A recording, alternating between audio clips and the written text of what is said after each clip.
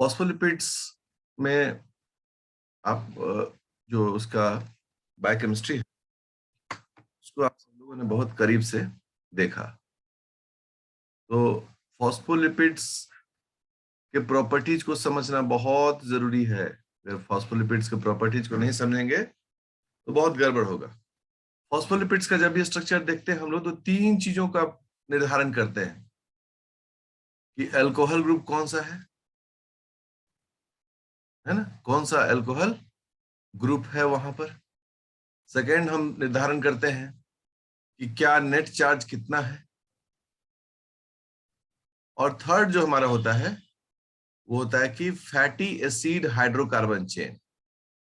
ये terms, fatty acid hydrocarbon chain, ठीक है, ये कैसा है। तो प्रीवियस क्लास में जिसका वीडियो भी मैंने शेयर किया है, आप सभी को मैंने इन दोनों के बारे में पूरी तरह से बताया था। आज जो है हम लोग थोड़ा सा इसके बारे में भी पढ़ेंगे। फिर जो मेम्ब्रेन फॉस्फोलिपिड्स हैं उनके बारे में भी थोड़ी सी पढ़ाई करेंगे। और फॉस्फोलिपिड्स का बिहेवियर कौन बदलता है उसके बाद, मतलब कि ये लर्निंग आउटकम्स है। कोई भी क्लास में, क्लास शुरू होने से पहले एक विद्यार्थी को ये पता होना चाहिए कि इसके लर्निंग आउटकम्स क्या हैं। हम आज क्लास करेंगे तो आज हम क्लास में क्या क्या सीखेंगे, कौन कौन सी नई बातों को सीखेंगे, है ना। ये these are called learning outcomes. तो ये सभी चीजें जो है वो लर्निंग आउटकम्स का हिस्सा है और इसीलिए आज इन सब चीजों को हम लोग सीखेंगे। तो सब लोग अपना कॉपी कलम रख के तैयार हो जाइए, ठीक है।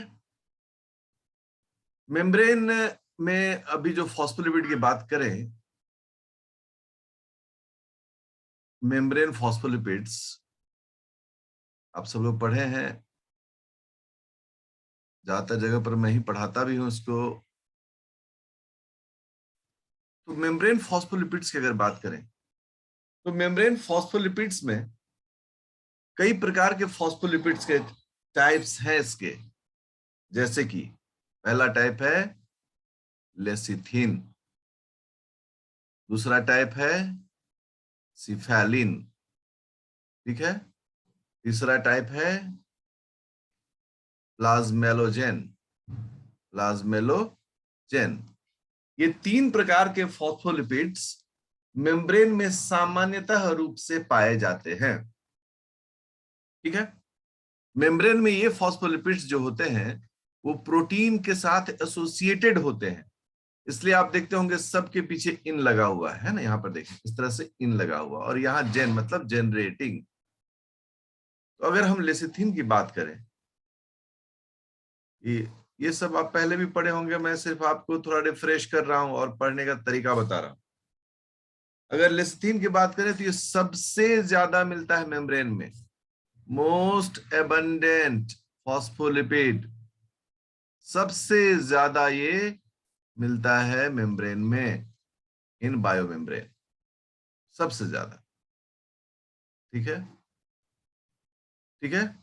तो लेसिथिन जो है वो सबसे ज्यादा मिलता है। इसके अंदर में कौन होता है, फॉस्फेटिडाइल कोलिन। फॉस्फेटिडाइल कोलिन इसका केमिकल कंपोजिशन नॉर्मली है। अब इसे कुछ बड़ा पिक्यूलर एग्जांपल, एक बड़ा यूनिक एग्जांपल है, आप जरा देखें। सांप का जहर होता है उसे हम लोग क्या कहते हैं, स्नेक वेनम। सांप का जहर, सांप का जहर जब किसी इंसान के शरीर में आता है वो मेम्ब्रेन लेसिथिन को डैमेज करता है। ये मेम्ब्रेन लेसिथिन है। इस मेम्ब्रेन लेसिथिन को वो वेनम जो होता है उसमें एक एंजाइम होता है, उस एंजाइम का नाम होता है लेसिथिनेज। ये लेसिथिनेज एंजाइम कहाँ होता है, यह सांप के जहर में होता है, स्नेक वेनम में होता है ये, हाँ। और ये जो है ये लेसिथिन को लाइसोलेसिथिन में बदल देता है।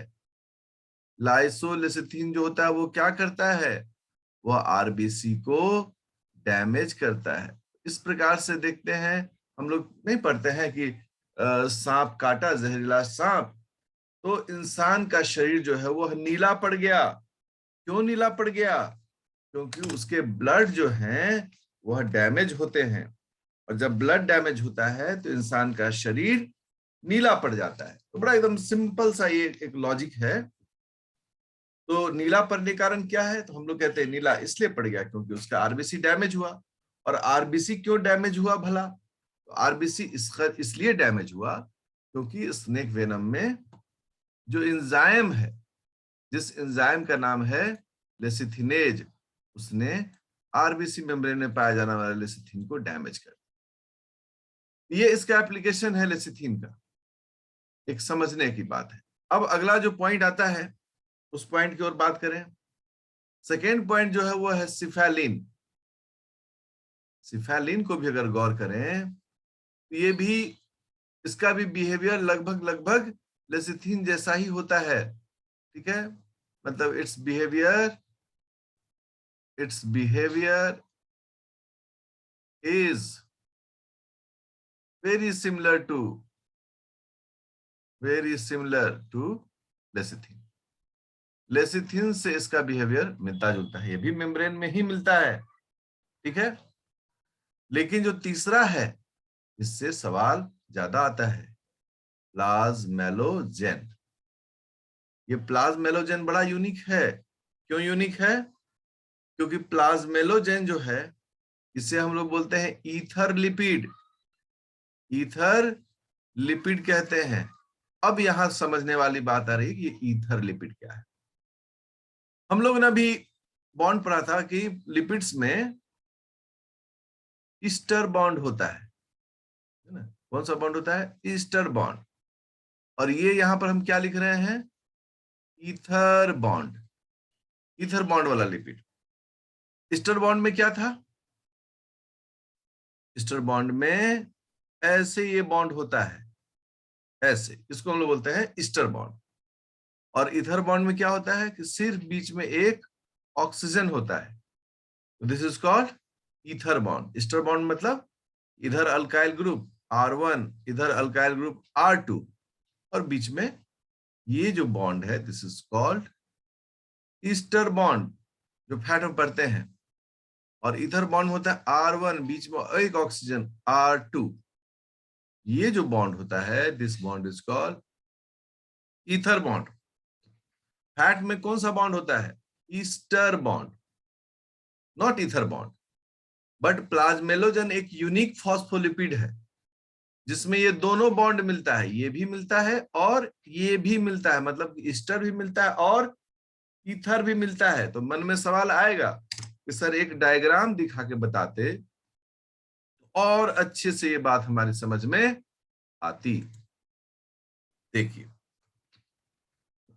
एक डायग्राम देख रहे हैं हम लोग प्लाज्मेलोजेन का। ठीक है, HCS2,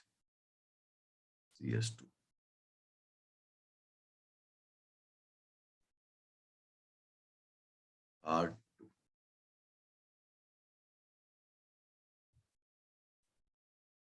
R1 है। और यहाँ तो सब जानते हैं हम लोग कि फॉस्फेट यहाँ जुड़ा रहता है, CS2 एंड CS3 का होल 3। तो ये स्ट्रक्चर है। अब आप गौर करें सब लोग, पूरी तरह से गौर करेंगे। COO, ये जो बॉन्ड है, ये बॉन्ड हो गया ईस्टर बॉन्ड। ठीक है ना? और देखो CC, ये जो देख रहे हो ये कौन सा बॉन्ड है? ये है ईथर बॉन्ड। इसलिए वैसे लिपिड्स जिसमें ईस्टर के अलावा ईथर बॉन्ड भी होता है उसे हम लोग बोलते हैं ईथर लिपिड्स। क्या कहते हैं? Ether lipids. तो प्लाज्मेलोजेन क्या है? ईथर लिपिड्स आता है। ठीक है, तो ये क्लियर हुआ सबको, या कोई सवाल पूछना है इसमें? अब इसका अगर एग्जाम्पल देखना हो ईथर लिपिड्स का, तो ईथर लिपिड्स का एग्जाम्पल एक तो हो गया प्लाज्मेलोजेन, दूसरा बड़ा पॉपुलर एग्जाम्पल है platelet activating factor. This is called platelet activating factor. ये भी क्या है? ये भी एक प्रकार का ईथर लिपिड है, इसमें भी ईथर बॉन्ड मिलता है। ठीक है। क्या आपको पता है कि हम लोग का जो हार्ट मसल है उसमें जितने भी फॉस्फोलिपिड्स हैं उनका आधा प्लाज्मेलोजेंस ही होता है। हम लोग का जो हार्ट होता है, इन आवर हार्ट मसल, हाँ, जिससे हमारा हार्ट धड़कता है, half of the phospholipids, half of the phospholipids are plasmalogen. सोचो कितना यूनिक ये है। तो हम लोग का हार्ट मसल्स तो है ना, बहुत यूनिक है ना, ऑटो रिदमेटिसिटी शो करता है, कभी इसमें फैटिग नहीं होता है। तो इन सब के लिए उसमें बड़ा स्पेशलाइजेशन होता है। और इसमें एक जो एग्जांपल है वो क्या है? वो ये है, और दैट इज कॉल्ड कि ईथर लिपिड्स जो होते हैं वो हार्ट मसल्स में भी मिलता है और काफी ज्यादा मात्रा मिलता है, आधे से अधिक। इसके अलावा मेम्ब्रेन ऑफ हैलोफिल बैक्टीरिया, हैलोफिलिक बैक्टीरिया के भी मेम्ब्रेन में ये मिलता है ईथर लिपिड्स। इसके अलावा सीलिएटेड प्रोटिस्टा, सीलिएटेड प्रोटिस्टा का एग्जांपल आप सब लोग जानते होंगे, कौन है बड़ा पॉपुलर एग्जांपल? पैरामीशियम, पैरामीशियम है ना। तो इन सब में ईथर लिपिड्स अच्छी मात्रा में पाई जाती है, क्योंकि इनके काम करने का भी तरीका जो है वो क्या होता है? अच्छा होता है। अब आप सबके मन में एक सवाल आएगा, आ भी गया होगा, कि sir why this kolaveri, why ether lipids are important? क्यों ईथर लिपिड इंपॉर्टेंट है इन आवर हार्ट मसल्स? चलो अपना हार्ट का ही लेते हैं। हार्ट मसल्स में क्यों महत्वपूर्ण है सर? आखिर कौन सा ऐसा गुण है इसमें जिसके कारण ये हार्ट मसल्स में या हेलोफिलिक बैक्टीरिया में या सिलिएटेड प्रोटिस्ट में ज्यादा होता है? हम लोग अपने हार्ट की बात ही करें, कोई भी बात का एक अंजाम तक पहुंचना होता है। देखो, और अच्छे से इसको याद रखना सब लोग, फॉस्फोलिपिड, फॉस्फोलिपिड को कौन तोड़ता है? एक एंजाइम है, उसका नाम होता है फॉस्फोलाइपेज।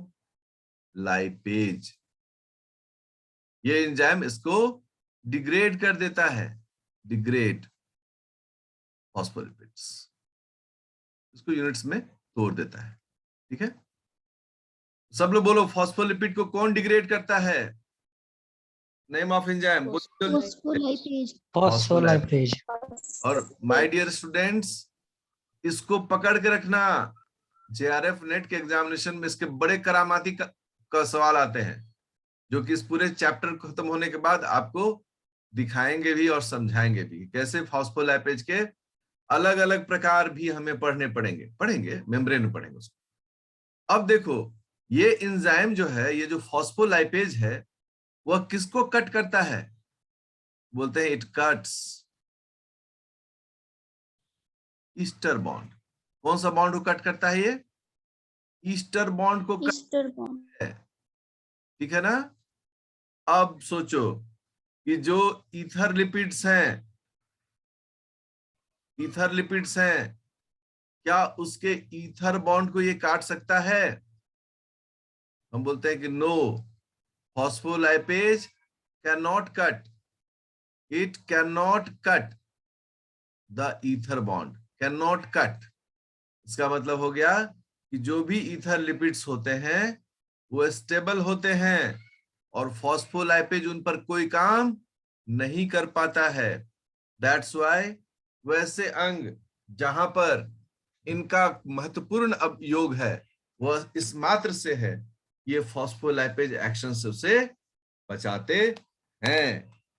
समझ गए? जहां ईथर लिपिड्स है वहां फॉस्फोलाइपेज उतना काम नहीं कर पाता है।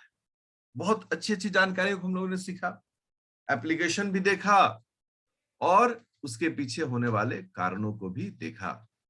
इस वीडियो को भी हम शेयर कर देंगे, ठीक है ना? तो जब इस वीडियो को हम शेयर कर देंगे तो आप इसको रिवाइज करिएगा, तो एक बार फिर से आपको सब समझ में आएगा। खूब मेहनत करके पढ़िए, एक एक बारीक चीजों को हम बता रहे हैं आपको। अब जो है हम लोग आ रहे हैं दूसरे मुद्दा पर। अभी तक तो हम लोग फॉस्फोलिपिड में देख रहे थे, किसको? ग्लिसरोफॉस्फोलिपिड्स को देख रहे थे। अब हम लोग किसको देखने जा रहे हैं? एस्फिंगोफॉस्फोलिपिड्स को। एस्फिंगोफॉस्फोलिपिड, फॉस्फोलिपिड्स को, एस्फिंगोफॉस्फोलिपिड्स को देख। सो ग्लिसरोफॉस्फोलिपिड्स और एस्फिंगोफॉस्फोलिपिड्स के बीच में क्या अंतर होता है कि ग्लिसरोफॉस्फोलिपिड्स में फैटी अल्कोहल ग्लिसरोल होता है, जबकि एस्फिंगोफॉस्फोलिपिड में फैटी अल्कोहल एस्फिंगोसाइन होता है। जरा सब लोग बोलिए तो क्या होता है? स्फिंगोसाइन। गुड। इस एस्फिंगोसाइन की बात अगर देखोगे, कंपेयर करोगे सब लोग, देखो और सीखो सब लोग। ग्लिसरॉल पहले बनाते हैं, क्योंकि जितना आप नेट जेआरएफ की तैयारी करते हैं या गेट की तैयारी करते हैं तो आपको तुलनात्मक अध्ययन पूछा जाता है कि क्या आप तुलनात्मक अध्ययन कर सकते हैं, एनालिसिस कर सकते हैं? तो हम लोग कहते हैं हाँ, तो फिर बोले चलो आ जाओ। इसमें कितने कार्बन है? जल्दी बोलो सब लोग। 3 कार्बन। अब जरा देखो स्फिंगोसाइन का स्ट्रक्चर, सब लोग स्फिंगोसाइन का स्ट्रक्चर देखो। CH3, CH2 का whole 14, CH double bond, CHOH, ठीक है? तो यहां हो गया ये जो CHOH है, ये देखो CHOH,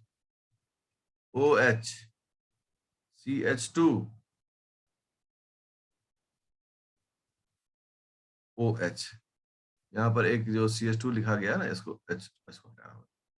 अब जरा देखो ये जो पूरा स्ट्रक्चर है, this is called sphingosine. This is called sphingosine. इसमें ये कार्बन नंबर 1 होता है, ये कार्बन नंबर 2 होता है, ये कार्बन नंबर 3 होता है। अब आप तुलनात्मक अध्ययन करें तो तुलनात्मक अध्ययन बहुत जरूरी होता है। हम सिर्फ स्ट्रक्चर बना के नहीं निकल सकते, हमें उसको कंपैरेटिव स्टडी भी करना चाहिए। ग्लिसरॉल में टोटल कितने कार्बन? 3 कार्बन। एस्फिंगोसाइन में कितने कार्बन? 20 कार्बन। 20 कार्बन। तो 3 से कितना ज्यादा ज्यादा है? इसमें बहुत ज्यादा है। अब जरा देखो, जिस तरह से ग्लिसरॉल का एक बैकबोन है 1 2 3, इसका भी एक बैकबोन है 1 2 3। इसको हम लोग क्या कह रहे हैं? Backbone of the sphingosine. सीख रहे हैं ना सब लोग? अब 2 और 1 पर तो जैसे यहाँ OH है उसी तरीके से यहाँ भी OH है, कोई दिक्कत नहीं है। डिफरेंस कहाँ है? थर्ड कार्बन पर। थर्ड कार्बन पर OH के अलावा, जैसे यहाँ OH था तो यहाँ 2 हाइड्रोजन है, ये 2 हाइड्रोजन है, एक हाइड्रोजन की जगह पर इतना बड़ा ग्रुप आकर जुड़ गया। देखो कितना बड़ा ग्रुप है, यूनिक ग्रुप। इसलिए इसको हम लोग क्या कहते हैं? एस्फिंगोसाइन। और जिस तरह ये मैंने स्ट्रक्चर बनाया है उसी तरीके से इसको रिप्रेजेंट किया जाता है। इसको हमेशा, अब स्ट्रक्चरली लोग बार बार नहीं बनाते हैं, तो ब्लॉक डायग्राम में इसी प्रकार से बनाते हैं। आप स्टडी मटेरियल भी हम शेयर किए हैं, आप उसमें भी देख सकते हैं, और आगे हम बताएंगे भी तो इसी प्रकार से बताएंगे। अब इसमें जैसे देखो, सब लोग एकदम अच्छे से समझना, जितना OH उतना हाथ, ये क्या है? कानून के हाथ है, ठीक है ना, जितना OH उतना हाथ, जितना हाथ उतना पकड़। एक ग्लिसरॉल में कितने हाथ हैं? 3। स्फिंगोसाइन में कितने हाथ हैं? 3। दिख रहा है? हाँ, लेकिन आपको जान के बहुत अच्छा लगेगा, ये हाथ जो है ना, इस हाथ का कोई उपयोग नहीं होता है। मतलब कार्बन 3 पर जो OH है उसका कोई उपयोग सामान्यतः नहीं होता है। उपयोग में सिर्फ 2 और 1 पर जो OH है यही होता है। तो आपने अभी क्या सीखा? एक कंपैरेटिव स्टडी किसके बीच में? ग्लिसरॉल और स्फिंगोसाइन के बीच में। हम जब पढ़ाई करते हैं हम इन सब चीजों को पढ़ते हैं, लेकिन हम तुलनात्मक अध्ययन नहीं करने से ये चीजें हमारे दिमाग से मिट जाती हैं। और आप जब भी रिवाइज करिएगा इसी तरीके से रिवाइज करिएगा, एक तरफ ग्लिसरॉल और एक तरफ स्फिंगोसाइन बनाइएगा और उन दोनों के बीच में कंपेयर करिएगा कि क्या क्या यूनिक चीजें हैं। ठीक है? अब एक सामान्य रूप से अगर हम पूछें कि ग्लिसरो फॉस्फोलिपिड, देखो तो हम कितना अच्छा इजी सवाल है। ग्लिसरो फॉस्फोलिपिड, हाँ, और स्फिंगो फॉस्फोलिपिड, दोनों में कौन मोटा है? मोटा भाई। कौन भारी है? भारी भाई। कौन बड़ा दिखेगा? बड़ा भाई। तो उत्तर होता है स्फिंगोसाइन, है ना? क्योंकि ग्लिसरॉल में टोटल कितने कार्बन हैं? 3 ही कार्बन है, और इसमें कितने कार्बन हैं? 20। 20। ठीक है, तो इसलिए स्फिंगोसाइन जहां भी आएगा वह बड़ा दिखेगा। मान लो कि मेम्ब्रेन में ऐसे हम लोग फॉस्फोलिपिड बनाते हैं, फॉस्फोलिपिड, लेकिन अगर स्फिंगोसाइन बनाएंगे तो स्फिंगोसाइन हमेशा कैसा दिखेगा? ऐसे बड़ा बड़ा। इसलिए मेम्ब्रेन में जहां भी स्फिंगोसाइन होता है वहां मेम्ब्रेन में वो फूला फूला सा दिखता है। कैसा दिखता है? फूला फूला सा दिखता है। अरे गजब! अब ये जो विद्यार्थी समझ गया वो लिपिड राफ्ट जैसे कॉन्सेप्ट को आराम से समझेगा कि क्यों लिपिड राफ्ट मेम्ब्रेन में फूला रहता है। ये मेम्ब्रेन में पढ़ते हैं हम लोग, ठीक है ना? ये चैप्टर खत्म करने के बाद हम आपको बताएंगे प्लानिंग कि कैसे हम पूरे कोर्स को आगे बढ़ाएंगे। आपको उसी प्लानिंग के साथ काम करना हो। तो आपने देखा स्फिंगोसाइन। अब स्फिंगोलिपिड्स जो है बाबू, ये बहुत करामाती है और इसमें बहुत सारे सवाल आते हैं। स्फिंगोलिपिड्स में बहुत सारे सवाल आते हैं। कैसे? अब देखो, ब्लॉक डायग्राम यूज कर रहे हैं हम, देख लिए ब्लॉक डायग्राम कैसे यूज किए। अब एक कार्बन यहां है, एक कार्बन यहां है, एक कार्बन यहां। शुरू में हम इन तीनों कार्बन को जगह देते हैं, 1 2 और 3। इधर OH जुड़ा हुआ है, ठीक है, OH जुड़ा हुआ है। आप खूब इसी तरह से सीखेगा। जब स्फिंगोसाइन बनता है तो यहां पर आता है इसके साथ H2N अमीनो ग्रुप, OH को रिप्लेस करके, और यहां पर हो जा सिर्फ रहता है OH। तो ये फिक्स हो गया, है ना? ये NH2 जो है यह OH को रिप्लेस करके आया, और ये जो अमीनो ग्रुप है इसने OH को रिप्लेस कर लिया। और अब ये जो है, और ये जो OH है, इसमें देखिए क्या संबंध होता है।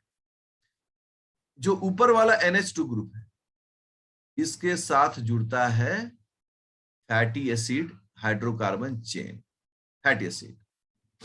और जो OH है इस पर जुड़ता है X ग्रुप। X यहां पर क्या है? वेरिएबल है, क्या क्या जुड़ सकता है। तो आप जो ये पूरा स्ट्रक्चर देखे, इसमें थर्ड स्ट्रक्चर तो फिक्स है, इसमें तो कोई बदलाव नहीं है। सेकेंड स्ट्रक्चर पर एमिनो ग्रुप है NH2, और इससे कौन जुड़ रहा है? Fatty acid chain. और जो पहला कार्बन है उसके OH में H को हटाकर कौन जुड़ेगा? X। अब ये X क्या है? X जो है डिफरेंट ग्रुप्स है, बहुत तरह के ग्रुप्स, बहुत तरह के ग्रुप्स हैं। सीख रहे हैं सब हम लोग। जैसे कि देखना, एक्स में क्या है, डिफरेंट ग्रुप्स है, ये एक्स हो गया, और name of sphingolipid, name of sphingolipids. अगर इसको एक टेबल हम बनाए, देखना सब लोग रेडी रहिए, खूब सीखिए मजे से। यदि एक्स की जगह पर सिर्फ एच रहे तो स्फिंगोलिपिड का नाम होगा सेरामाइड। सेरामाइड। सिर्फ एक्स रहेगा तो स्फिंगोलिपिड का नाम होगा सेरामाइड है। अगर इस एक्स की जगह पर एक ग्लूकोज आ जाए, इसका नाम हो जाएगा ग्लाइकोलिपिड, स्फिंगोग्लाइकोलिपिड। अगर इसके जगह पर एक ग्लूकोज गैलेक्टोज डाइमर आ जाए, इसका नाम हो जाएगा ग्लोबोसाइड। आप समझ रहे हैं? अब ये स्ट्रक्चर बनाएंगे भी आप, ये तो आपको सिर्फ बेसिक बता रहे हैं, आपको ये सारा स्ट्रक्चर बनाकर सीखना है, ठीक है ना। धीरे धीरे आपको समझ में आ जाएगा क्यों आनंद सर के विद्यार्थी क्वालिफाई करते हैं ज्यादा से ज्यादा, क्योंकि उन्हें हर बेसिक चीज के बारे में बताते हैं हम लोग।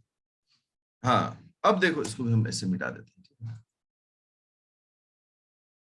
इसको भी हम ऐसे मिटा दिए। हाँ।